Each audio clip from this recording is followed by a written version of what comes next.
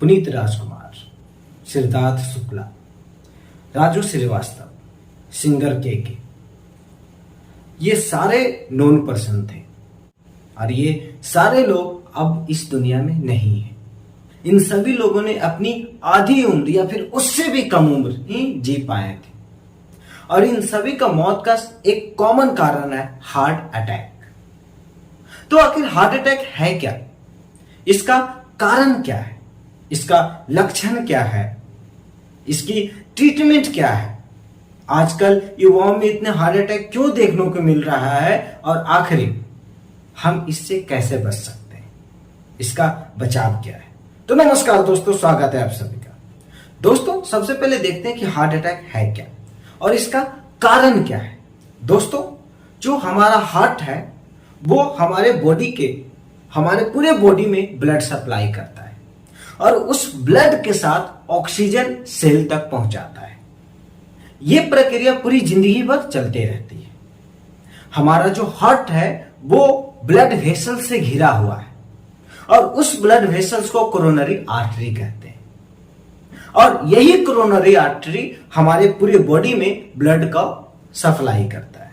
जब fatty material blood vessels में coronary artery में अकुमुलेशन होना शुरू हो जाते हैं और ये अकुमुलेशन से जो आर्टरी में ब्लॉकेज आ जाती है और ब्लड फ्लो रिड्यूस होने के वजह से जो कार्डियक मसल से वहां तक ऑक्सीजन कम पहुंचने लगता है।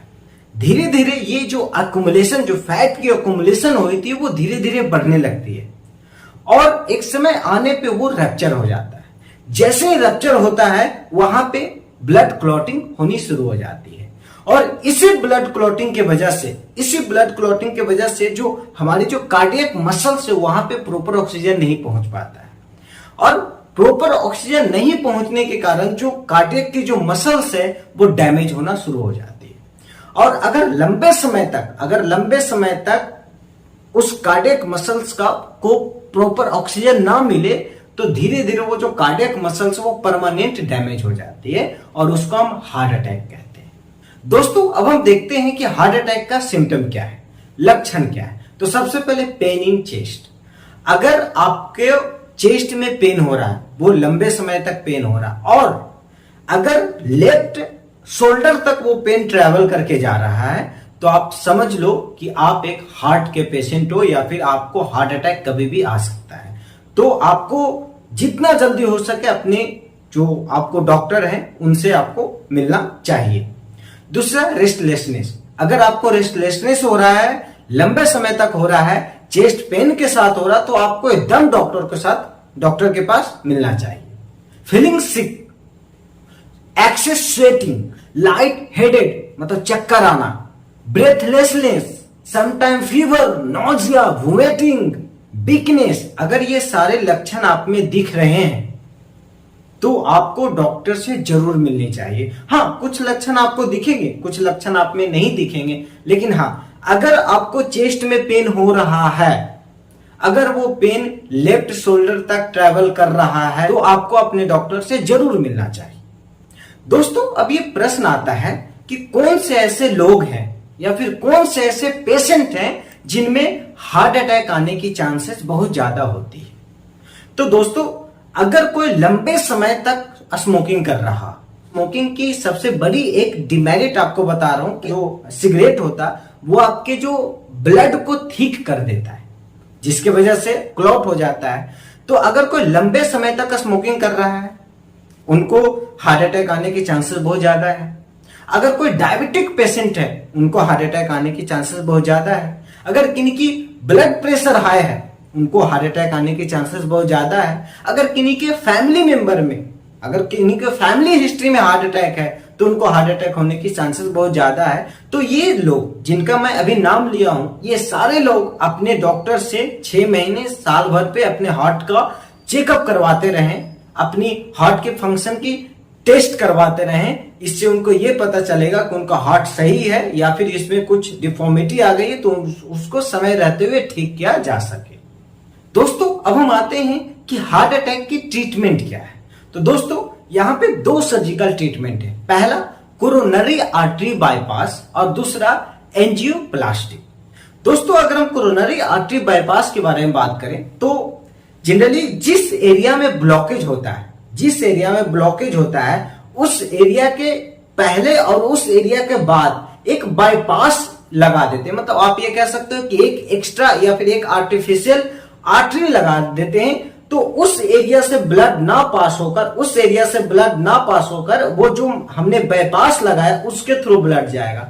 जो हमने जो आर्टिफिशियल जो आर्टरी लगाया है उसके थ्रू वो ब्लड जाएगा, उस एरिया से ब्लड नहीं जाएगा। क्योंकि यहाँ पे ब्लॉकेज है तो यहां से ब्लड जा नहीं रहा है तो फिर दिक्कत होगा नहीं।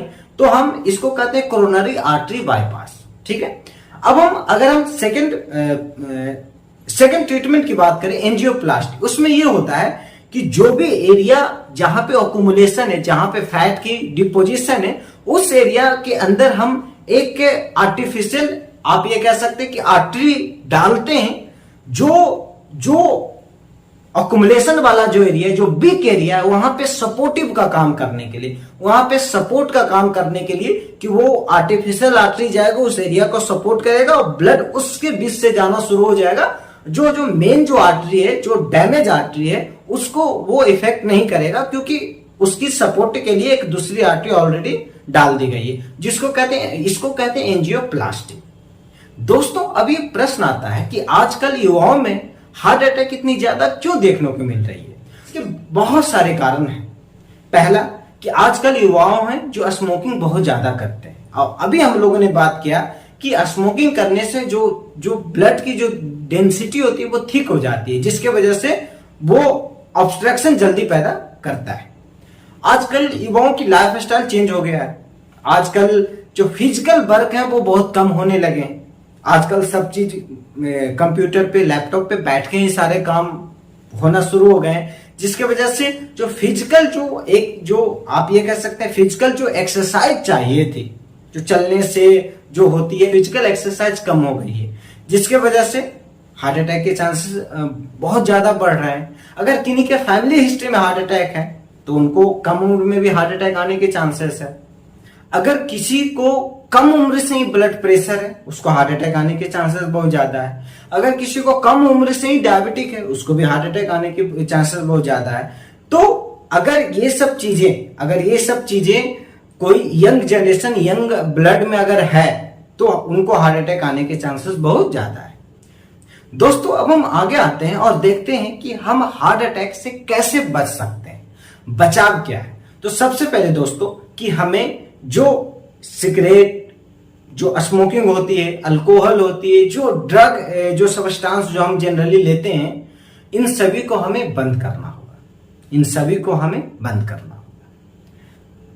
हर जो पेशेंट जो रिस्क एरिया में आता है, चाहे उसको डायबिटिक हो, ब्लड प्रेशर हो या फिर फैमिली हिस्ट्री हो, उनको अपने नियमित अंतराल पे अपने डॉक्टर से मिलना है और अपनी हार्ट का फंक्शन टेस्ट करवाना है। दूसरा कि अगर आपको चेस्ट पेन हो रहा है, अगर आपको रेस्टलेसनेस फील हो रहा है, तो आपको इसको इग्नोर नहीं करना है। अगर आपको ये फील हो रहा है तो उसको इग्नोर नहीं करना है। जो पेन किलर होते हैं उसको लेकर खाकर ऐसे उस दर्द को खत्म नहीं करना है। अगर आपको हो रहा है तो प्लीज आपको डॉक्टर से मिलना चाहिए। उसके बाद हमें जो लो कोलेस्ट्रॉल जो डाइट है उसे खाना होगा। ज्यादा तेल वाली सामान हमें नहीं खाना है। हमें कम से कम ऑयली चीज खाना है, ज्यादा से ज्यादा ग्रीन वेजिटेबल्स खाना है। ये सारा चीज अगर हम खा रहे हैं तो हम हार्ट अटैक से बचे रहेंगे। हमें रोज फिजिकल एक्सरसाइज करना है और हमें नियमित समय पे अपने डॉक्टर से मिलकर अपने हार्ट की पूरी चेकअप करवाना है। तो दोस्तों हार्ट अटैक के ऊपर कैसे लगे आपको वीडियो, प्लीज कमेंट में लिखकर बताएं। अगर वीडियो पसंद आया तो प्लीज लाइक करें, शेयर करें, चैनल को सब्सक्राइब करें और मिलते हैं एक नई वीडियो के साथ। तब तक के लिए इजाजत दीजिए। नमस्कार।